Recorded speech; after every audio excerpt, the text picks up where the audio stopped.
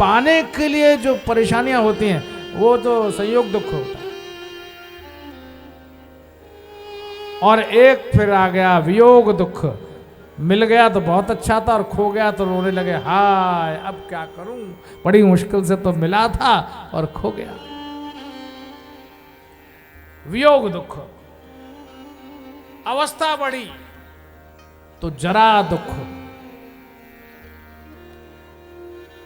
जरा दुख, जरा जन्म दुख तातप्यमानम प्रभु पाहयापन नमामि शंभो। शंकर जी से यही प्रार्थना करता है भक्त।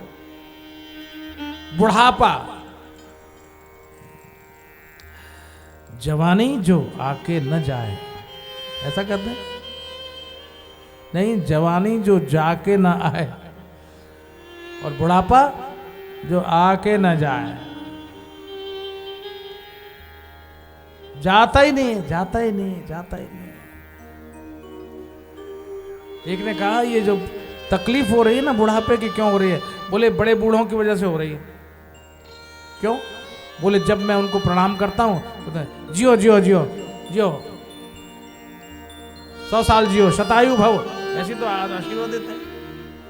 जियो शतम जीव, शतम जीव, 100 साल जियो। ये बुढ़ापा और लंबी जिंदगानी, ये बुढ़ापा और लंबी जिंदगानी इन बुजुर्गों की दुआओं ने मार डाला। आशीर्वाद दे दे के जिंदगी लंबी कर दी। अब मरने को भी नहीं आता है कि मर जावे, क्योंकि उन्होंने कहा है जियो जियो, 100 साल तो जियो, शतायु भव।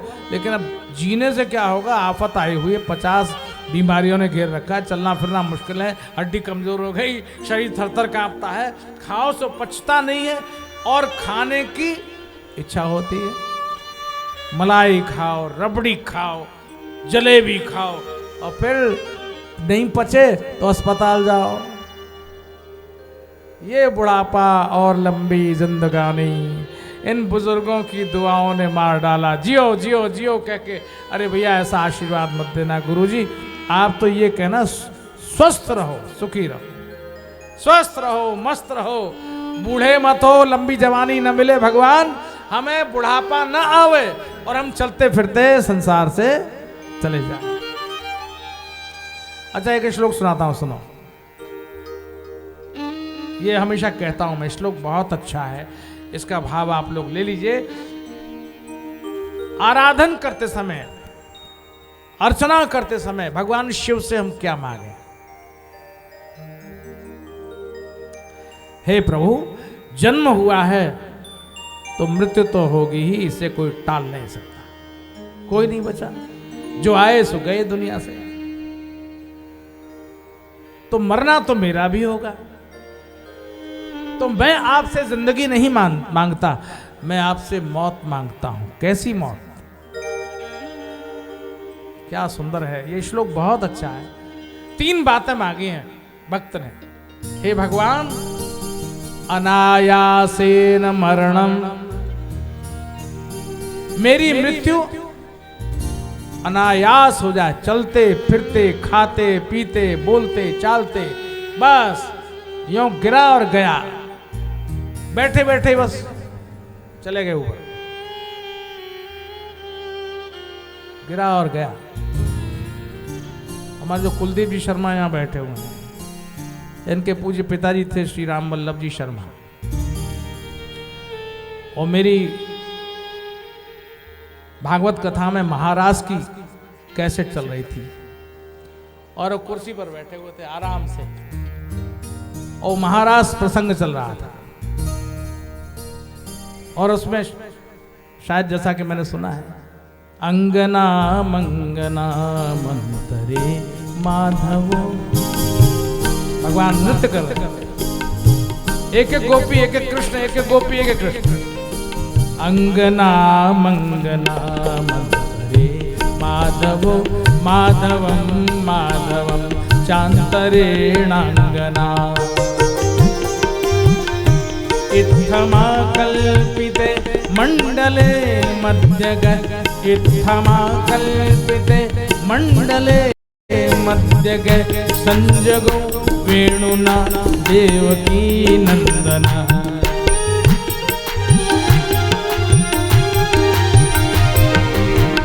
महाराज चल रहा था, वही प्रसंग चल रहा था, और उस प्रसंग को देखते ही देखते आंख बंद हुई और चले गए। कहां गए होंगे वो? वही लीला धाम में गए होंगे। हे प्रभु, तुम मुझे चलते फिरते मरने का वरदान दो। मैं लंबी जिंदगानी नहीं चाहता, मैं आनंदमय मृत्यु चाहता। तो पहली क्या याचना हो गई? हे भगवान, अनायासेन मरणम, अचानक मेरी मृत्यु हो जाए। ऐसा ना हो ये कहीं दुर्लभ जी में पड़े हुए हैं और कहीं ऐसे आईसीयू में डाल देते हैं, आईसीयू में जहाँ किसी और को जाने ही नहीं देते हैं। और हाय हाय हाय, और डॉक्टर तो देवता होते हैं, डॉक्टर तो देवता होते हैं, लेकिन मरीज को डॉक्टर यमराज मालूम पड़ता है। आगे सुई ठोकने आएंगे, सुई ठोकें, ठोकम ठोक ठोकम। हे भगवान, तुम मुझे ऐसी हालात में मत डालना। अनायासेन मरणम, तुम्हारा नाम लेते लेते मेरा शरीर छूट जाए। दूसरी याचना, अनायासेन मरणम, पहली याचना। और दूसरी याचना क्या है? विना दैन्येन जीवनम, मेरे जीवन में कभी दीनता ना आए, कभी मैं दीन न बनूं, रियाऊं नहीं, न बच्चों के सामने, न बहुओं के सामने, न नाती पोतों के सामने, न किसी मित्र के सामने, न किसी पड़ोसी के सामने, किसी से कभी ये ना कहूं तुम एक गिलास पानी लाकर मुझे दे दो भैया, मुझे उठाकर 4 कदम वहां पहुंचा दो। राम राम राम। उछल कर कुलाचे मारने वाला ये व्यक्ति आज अवस्था विशेष में दीन बना हुआ सबसे सहायता की अपील करता है, जरा मुझे वहां तक ले जाओ। हम लोग जब संध्या करते हैं तो संध्या में वेदों का यह बहुत महत्वपूर्ण बिंदु आता है, जहां अदीना श्याम शरद सतम, हम 100 वर्ष तक अधीन होकर के, दीनता रहित होकर जिए। हम किसी के आगे न रियाएं, अपने पुरुषार्थ की रोटी खाएं, अपने आप काम करें, और जिस दिन जाना हो एक पल में शरीर छोड़ दें भगवान के पास। मांगोगे ऐसा? आप लोग मांग लेना ऐसा है। दधीच ने भगवान शंकर से मांगा था, भगवान मैं कभी किसी के आगे दीन न बनूं। 3 वरदानों में से दधीच का ये वरदान था। एक वरदान था मैं अवध्य हो जाऊं, कोई मार न सके। दूसरा मांगा था मेरी अस्थियां वज्र के समान कठोर हो जाए। और तीसरा मांगा था मैं किसी के सामने दीन न बनूं। तो ये रोज की प्रार्थना। अनायासेन मरणम, एक, विना दैन्येन जीवनम, 2, देहांते तव सान्निध्यम देहि में परमेश्वर। हे शंभु, शरीर का अंत आए तो आपकी शरणागति हो जाए, मैं आपके चरणों में शरीर छोड़ दूं। श्री शिव पुराण के महात्म्य में यही बड़ी महत्वपूर्ण बात आई कि वो देवराज नाम का जो व्यक्ति था, ब्राह्मण था, वो शंकर जी के मंदिर में ही प्राण छोड़कर भगवान शंकर के धाम को चला गया। तो मैं आपका दर्शन करते करते शरीर छोड़ दूं, ये मैं आपसे मांगता हूं। तो पहला दुख है गर्भुक दुख, दूसरा है जन्म दुख, तीसरा दुख है आदि, चौथा दुख है व्याधि, पांचवा दुख संयोग, छठा दुख वियोग, सातवां दुख वृद्धावस्था बुढ़ापा जरा, और आठवां दुख तो मृत्यु का ही है। जब देवता पहुंच गए दधीची से उनकी अस्थियां मांगने, तो दधीची ने कहा मैंने सुना है मृत्यु के समय इतना कष्ट होता है जैसे हजारों बिच्छू डंक मारते हों, मैं कैसे अपना शरीर छोड़ दूं। माने मृत्यु के समय कष्ट तो होता है, पीड़ा। अरे जिस शरीर को इतना प्यार किया है उस शरीर को छोड़ने में तकलीफ तो होती है, कैसे छोड़ दे आदमी। तो इस तरह से ये 8 दुख हैं और षड्भाव विकार है। माने जायते पैदा होता है, अस्थि शरीर है, स्थूल है, वर्धते बढ़ता है, और फिर अपक्षीयते नष्ट होता है, विपरिणमते बदलता है, हर पल बदलता है, हर बार रेखा बदलती है, हर बार झुर्रियां पड़ती है, हर बार आदमी के चेहरे में विकृति आती है। काल अपनी छेनी से व्यक्ति के चेहरे को बदलता ही रहता है। जो कल थे वो आज नहीं है, जो आज है वो कल नहीं रहेंगे। और घट जाता है, अपक्षीयते घट जाता है, और विनश्यति ये शरीर नष्ट हो जाता है, माटी से पैदा होता है और माटी में मिल जाता है। वायुदेव ने ईश्वर के वास्तविक स्वरूप की ओर सब लोगों का ध्यान खींचा और शिव को ही एकमात्र आराध्य बताया। भगवान शिव ही हैं पशुपति।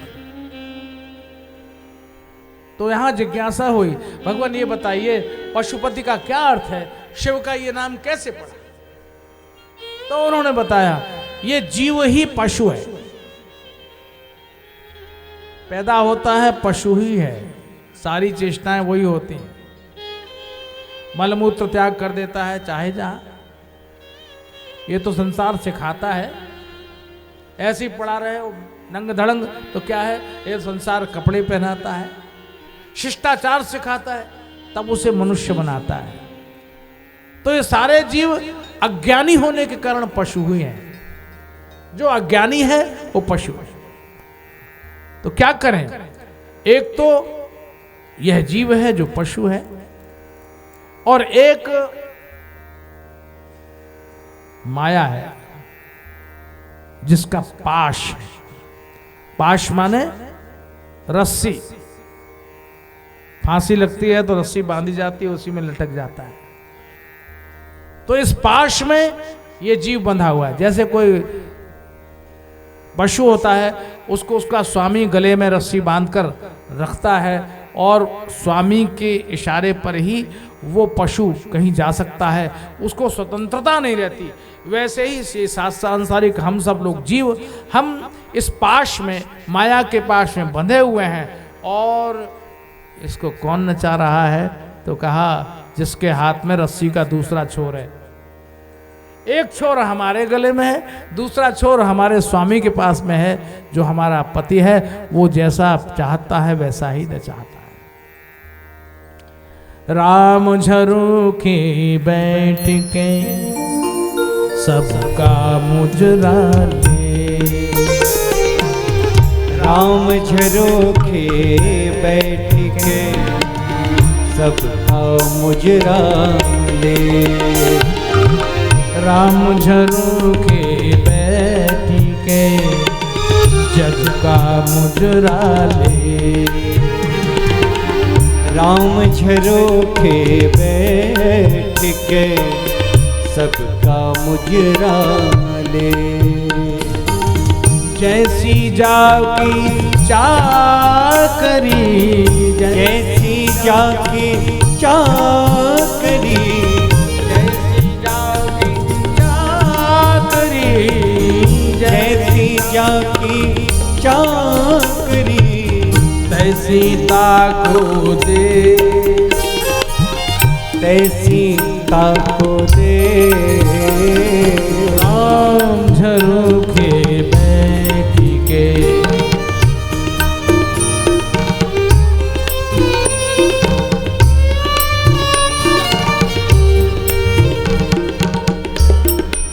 तो ये जीव पशु है और प्रकृति पाश है, और भगवान शिव पति हैं। शिव के हाथ में रस्सी है, जीव इस माया की रस्सी में बंधा हुआ है।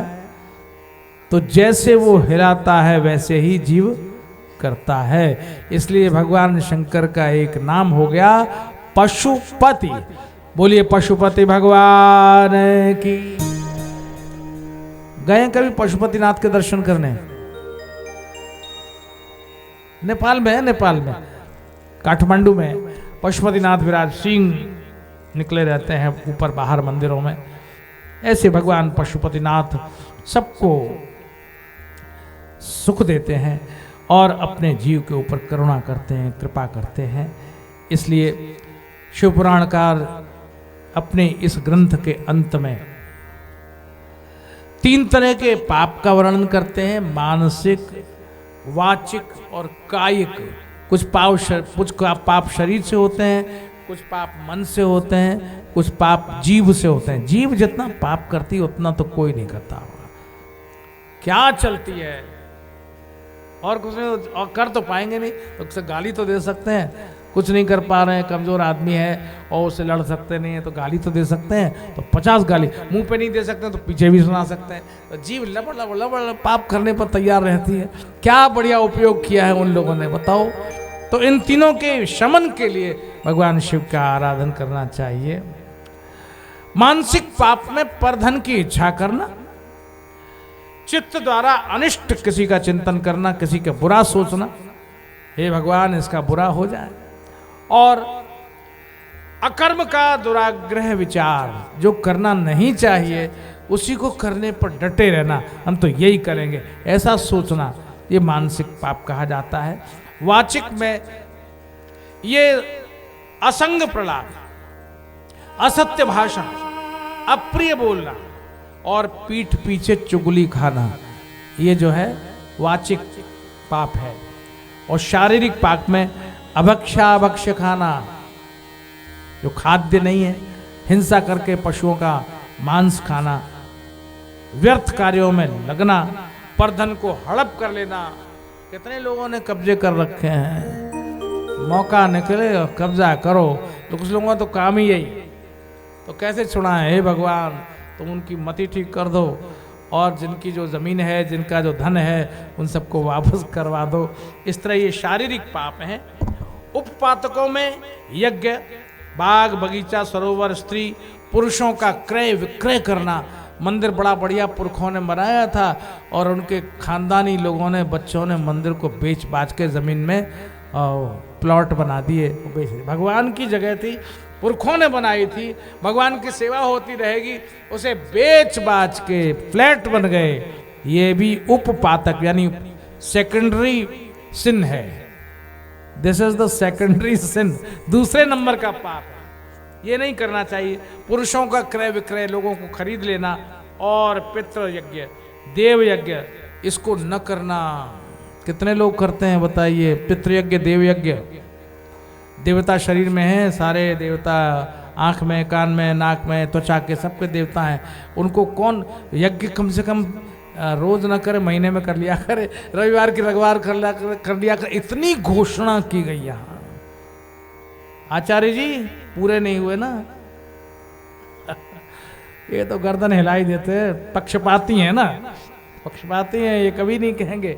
लेकिन देखो, जब भी ये अवसर आए, आज की बात नहीं कहता, तो विराम हो गया, विश्राम हो गया, लेकिन जब भी आपको ये लाभ मिले यज्ञ करने का, रुद्राभिषेक का, भगवान की कथा सुनने का, भगवान के नाम के कीर्तन का, जब मौका मिल जाए छोड़ना नहीं, जरूर वहां जाकर के उसमें शामिल हो जाना। भगवान को प्रसन्न करना है तो ये करना ही पड़ेगा, और करना तो। आज जाते जाते ये बात कहते जा रहे हैं, सत्कर्म से अपना हाथ मत खींचना। सत्कर्म बड़ी मुश्किल से होता है, दुष्कर्म आसानी से हो जाता है, पाप सहज में हो जाते हैं, पुण्य के लिए कोशिश करनी पड़ती है। सीढ़ियों पर चढ़ने में बहुत परिश्रम लगता है और फिसलने में कोई परिश्रम नहीं लगता। चढ़ने वाला तो लक्ष्य तक पहुंच जाता है और फिसलने वाला सिवाय चोट खाने के कुछ नहीं होता, वो घायल हो जाता है, सीधा अस्पताल पहुंचता है। तो अगर अस्पताल पहुंचना हो, फिसल जाओ, हमारा क्या है। पतन होने में देर नहीं लगती, एक पल में पतन होता है आदमी का, लेकिन किसी सत्कर्म में बढ़ने में बहुत परिश्रम होता है। इस समिति ने कितनी कोशिश की है, कितना प्रचार किया है, कितना आह्वान किया है, लोगों को बुला बुला कर इसमें शामिल किया। अरे भाग्यशाली हैं वो लोग जो इसमें सम्मिलित हो गए और नित्य रुद्राभिषेक में अपने आप को सम्मिलित किया। बरसते पानी में भी आप लोग यहाँ कथा सुनते रहे। अरे घुटने घुटने पानी भर गया पंडाल में, और फिर भी आपने यहाँ पूरे पंडाल को भर करके ये सिद्ध कर दिया कि आपके ऊपर भगवान शंकर की पूरी कृपा है और आप इस सत्कर्म में अपने पीछे नहीं करते हैं, आप आगे आगे रहते हैं। नमः पार्वती पते हर हर महादेव। एक बात और कहना चाहूंगा,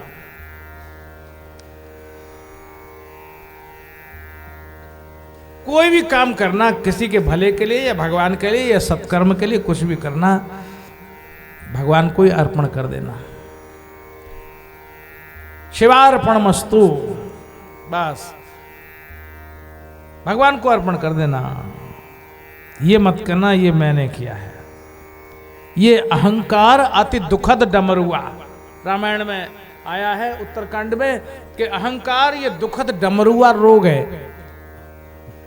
डमरू जैसा फूल जाता है अहंकार, और बोलता बहुत है अहंकार, बोलता बहुत है, मैं ही मैं करता है, मैं ही मैं करता है। और ये ग्रंथ समाप्त करते करते इसी की कथा सुना दी।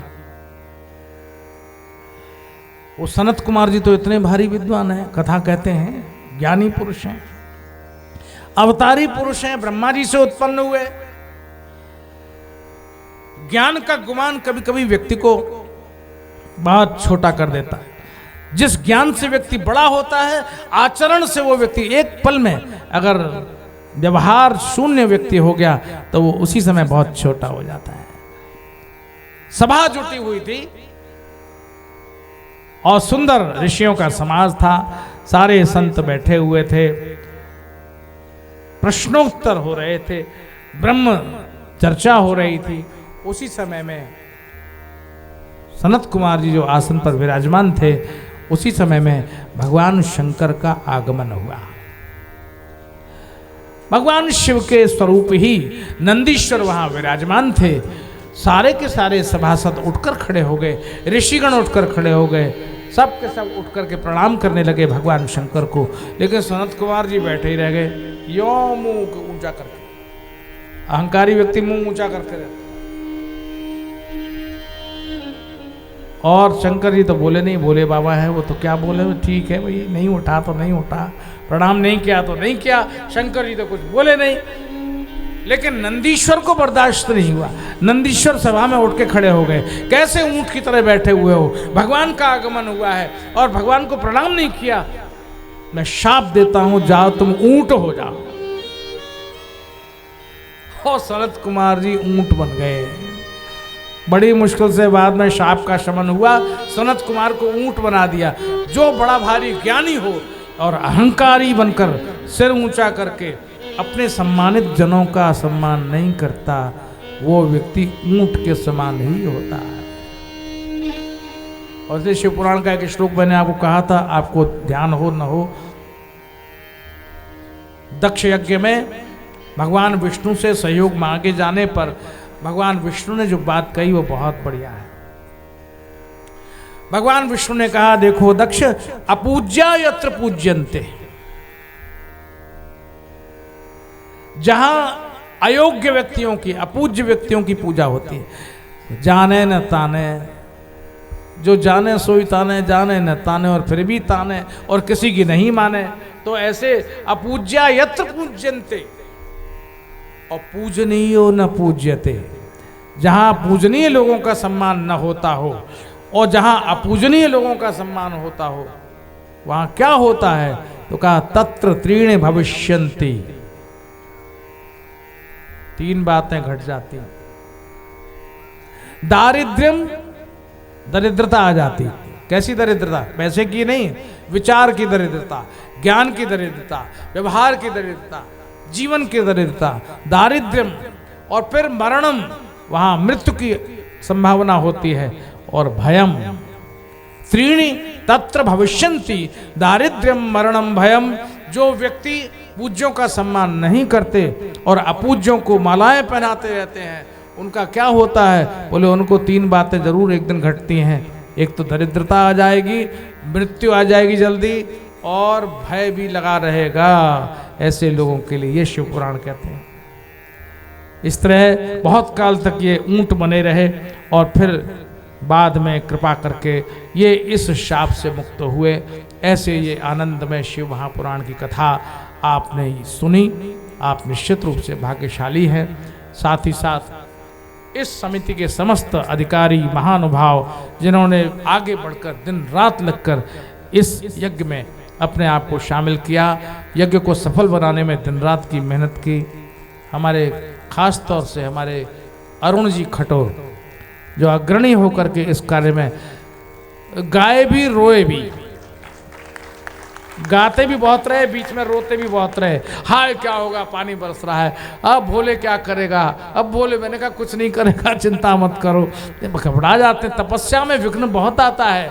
आज उनकी तपस्या सफल हुई, वो चाहते थे भले कोई ना आए, लेकिन फिर भी महाराज जी मैं करूंगा, भले कुछ हो जाए, मेरा दृढ़ संकल्प है। तो अरुण जी, यह आपका संकल्प आज पूर्ण हुआ और आपने जो अच्छा काम सोचा था वो सत्कार्य आज सफल होने जा रहा है।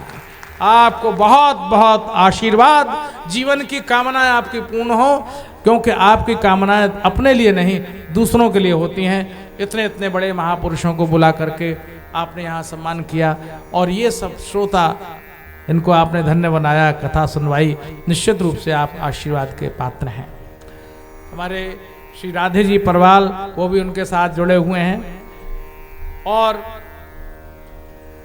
हमारे बीच में और भी ऐसे महान, जिनको हम कह सकते हैं कि महान कहें या क्या कहें, जिन्होंने बहुत सी उलझन में अपने आप को आगे करके, हमारे सुभाष सिंह जी जैसे लोग जिन्होंने समाज में अपना अग्रणी पद का तो उपयोग किया ही इस आयोजन के सफल बनाने में, लेकिन निश्चित रूप से उन्होंने अपना बहुत कीमती समय यहाँ दिया।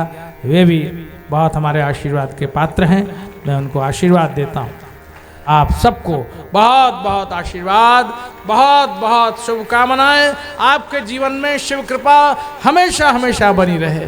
नमः पार्वती पते हर हर महादेव। आइए 2 घड़ी भगवान के नाम का स्मरण करें, फिर आज के सत्र को शंभु सदा शिव, शंभु सदा शिव, शंभु सदा शिव, शंभु सदा शिव, नमो नमः।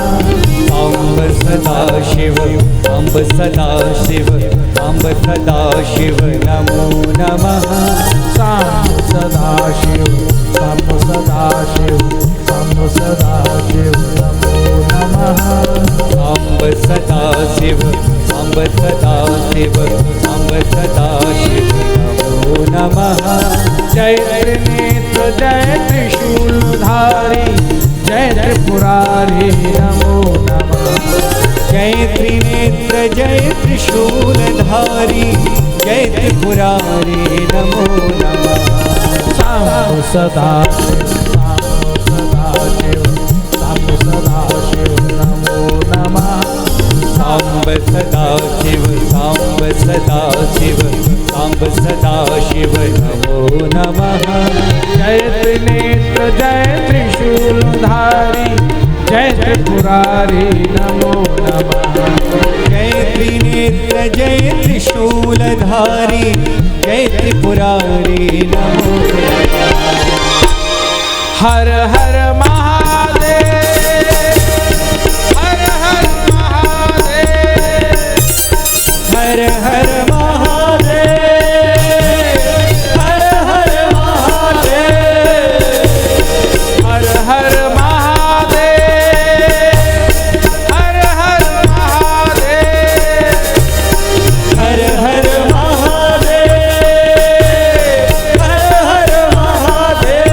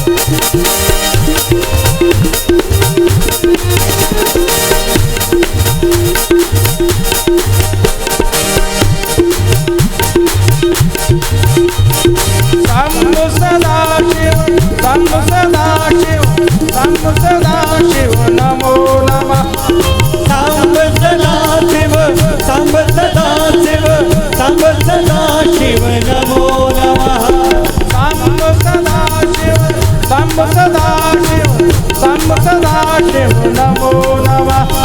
सांब सदा शिव, सांब सदा शिव, सांब सदा शिव नमो नमः। जय त्रिनेत्र जय त्रिशूलधारी जय त्रिपुरारी नमो नमः। जय त्रिनेत्र जय त्रिशूलधारी जय त्रिपुरारी